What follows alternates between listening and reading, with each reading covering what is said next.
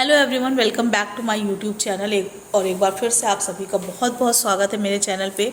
तो सबसे पहले मैं आप सभी लोगों का सबसे पहले तो धन्यवाद करना चाहूँगी कि अपने सोशल मीडिया की जर्नी को मैंने बहुत ही स्मॉल स्टेप से शुरू किया था और आप लोगों ने मुझे उसके दूसरे पड़ाव तक पहुँचाया है। आपके सपोर्ट से ही मैं यहाँ तक पहुँच पाई हूँ और इतना सब कुछ कर पाई हूँ। अब मैं आती हूँ आज के टॉपिक के बारे में। तो आज का टॉपिक है about the struggle of life. तो एक बार मैं इस टॉपिक पे और ये वीडियो बना चुकी हूँ। ये इसका सेकंड पार्ट में बना रही हूँ क्योंकि मुझे ऐसा कुछ था कि मुझे लोगों को समझाना, मुझे ऐसा लगा अपनी तरफ से लोगों को बताना बाकी रह गया है। तो अब मैं अपने विचार आप लोगों के सामने रखूँगी। अब आप कितना उसको समझते हैं या कितना उसको सीखते हैं, आप मुझे कमेंट सेक्शन में लिख के बता सकते हैं। तो सबसे पहले मैं ये बोलना चाहूँगी कि मेरे हिसाब से मेरा अपना ये मानना है कि संघर्ष प्रकृति के द्वारा ईश्वर का बनाया हुआ, या आप ये कह सकते हैं कि संघर्ष ईश्वर का बनाया हुआ एक ऐसा निमंत्रण है। जो इसको स्वीकार करता है वही आगे बढ़ता है। तो ईश्वर संघर्ष के लिए आमंत्रित तो हर इंसान को करता है, लेकिन बात ये समझ में आनी चाहिए, संघर्ष समझ में आता है कि नहीं आता ये महत्वपूर्ण नहीं है। दिस इज़ इम्पॉर्टेंट दैट कि आप ये कितना समझ पाते हैं अच्छी तरीके से कि स्ट्रगल लाइफ के लिए कितना ज़रूरी है। तो सबसे पहले तो ये समझना ज़रूरी है कि स्ट्रगल के बारे में लोगों के अपने अपने व्यूज़ होते हैं, अपने अपने विचार होते हैं कि स्ट्रगल किसको कहते हैं। सभी इंसान को लगता है नहीं हम स्ट्रगल कर रहे हैं। कई लोगों को जो लोग घर में दिन भर रहते हैं, काम करते हैं, उन्हें अपनी समस्याओं में इतने उलझे होते हैं, तो चाहे वो मेल हो चाहे फीमेल हो, जैसे भी, उनको भी ये लगता है कि वो स्ट्रगल कर रहे हैं।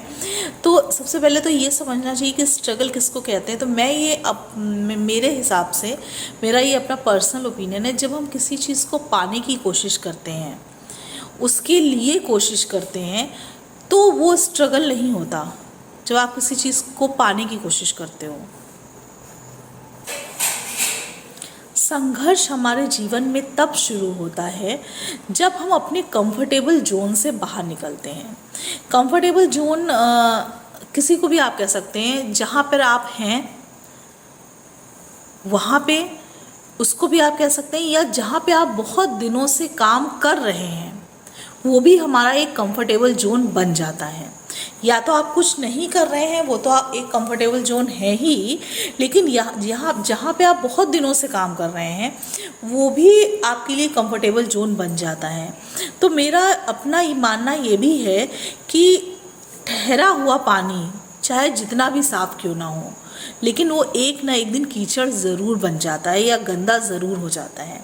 बहता हुआ पानी हमेशा साफ भी रहता है और प्रगतिशील भी रहता है। इसीलिए जब हम अपने कंफर्टेबल जोन से बाहर निकलते हैं तो तब हमारा संघर्ष एक तरीके से शुरू होता है। जैसे कि मैं आपको बताऊं, जब हमारे बच्चे थोड़े से स्कूल जाने वाले होते हैं तो हमारे दिमाग में चल रहा होता है कि यार अब इनका स्कूल में एडमिशन करवाना है, तो हम उनको घर पे ABCD पढ़ाना, कुछ ओरल कराना, काउंटिंग कराना शुरू कर देते हैं। तब वो स्ट्रगल नहीं होता। स्ट्रगल उस बच्चे का तब शुरू होता है जब सवेरे 8 o'clock उठने वाला, मॉर्निंग में 8 o'clock उठने वाला बच्चा 9 o'clock स्कूल पहुंचने लगता है। जिस बच्चे को खुद हम गोदी में उठा के यहाँ से वहाँ, घर से शॉप, कहीं पर भी ले जाते हैं, स्टेयर्स चढ़ाते हैं, वही बच्चा बैग का बर्डन लेकर, छोटा सा ही बैग है बट उसके लिए है, बर्डन है, उसका बर्डन लेकर वो अपने स्कूल जाता है, स्टेयर्स चढ़ता है, एक्टिविटीज़ करता है। उसका स्ट्रगल वहीं से शुरू हो जाता है और वो बैग फिर कंधों से उतरता नहीं है बहुत दिनों तक। तो वो स्ट्रगल वहाँ से शुरू होता है उसका, हम ये कह सकते हैं। तो जब हम किसी चीज़ को सबसे पहला पॉइंट तो मेरा यही था कि आप अपने कंफर्टेबल जोन से बाहर निकलते हैं जब, तो आपका स्ट्रगल शुरू होता है। अब प्रॉब्लम क्या आती है स्ट्रगल शुरू होने पे? स्ट्रगल शुरू होने पे प्रॉब्लम ये आती है कि सबसे पहला 2 चीज़ों की हमें ज़रूरत होती है। First thing is that patience, second thing is that your will power. Patience इसलिए रखना होता है, जैसे कि मैं आपको एक एग्जाम्पल के साथ इसको प्रूव करूँगी। पेशेंस इसलिए रखना होता है, जैसे कि जब आप गाड़ी सीख रहे होते हैं तो आपके पास एक बोर्ड लगा होता है आपकी गाड़ी के ऊपर लर्नर का। तो जब अगर वो गाड़ी किसी से एक्सीडेंट होता है या भिड़ जाती है, कुछ भी होता है, सेकंड वाले सामने वाली गाड़ी के ऊपर ऐसा कोई भी बोर्ड नहीं लगा हुआ है, वो परफेक्ट है, तो वो ही आपको डांटेगा। जब हमारे ऊपर लर्नर का एक बोर्ड लगा होता है, you are not perfect in your work, तब आपको बोलने का राइट नहीं होता है। Then you have to work as a good listener and good learner also. जब आप सुनेंगे तभी आप उसको सीख पाएंगे। तो इसके लिए हमें बहुत पेशेंस की ज़रूरत होती है। सेकेंड थिंग इज़ दैट कि जब आपकी कोई गलती होती है तो ही आप सीखते हो। तो इसी चीज़ को हमें समझना है कि जब गलती होती है तभी हम सीखते हैं। लेकिन अगर गलती होने पे हम अपना विल पावर कमज़ोर कर लेते हैं या हमें ऐसा लगता है कि नहीं हम नहीं कर पाएंगे, बार बार हमसे मिस्टेक हो रही है, तो बस इसीलिए ये पॉइंट मैंने प्रूव किया कि आपको विल पावर रखनी, अपनी विल पावर को स्ट्रॉन्ग करना पड़ता है कि हम ये कर सकते हैं और हमसे ये मिस्टेक हुई है, इस मिस्टेक से हमने सीखा भी इस चीज़ को। और उसी तरीके से सीखते सीखते एक एक स्टेप करते करते छोटे छोटे कदमों के साथ हम आगे बढ़ते जाते हैं, उसी छोटे बच्चे के साथ जैसे वो अपने छोटे छोटे कदमों से छोटे छोटे क्लासेस से बड़े क्लास में पहुंच जाता है और एक दिन बोर्ड के एग्ज़ाम देने लगता है। तो सबसे पहला मतलब जो मेरा वीडियो बनाने का मेन उद्देश्य था वो यही था कि आपको अगर जीवन में आगे बढ़ना है तो आपको अपने स्ट्रगल को एक्सेप्ट करना पड़ेगा, अपनी चीज़ों को मैनेज करना पड़ेगा। लेकिन हाँ, उसके लिए कोई जल्दी नहीं है, उसके लिए कोई सेक्रीफाइसेस करने की ज़रूरत नहीं है। उसके लिए एक निश्चित समय आता है, उसके लिए एक परफेक्ट टाइम होता है। टाइम से पहले कोई भी चीज़ आप करेंगे तो आपको उसमें प्रॉफिट नहीं मिलेगा।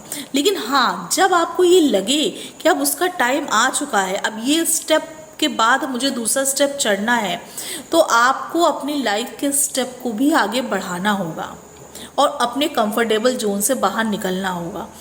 अब आती है उन लोगों की बात जो खुद तो कंफर्टेबल जोन में रहते ही हैं, दूसरों को भी ये सलाह देते हैं कि आप इसी जोन में बने रहिए।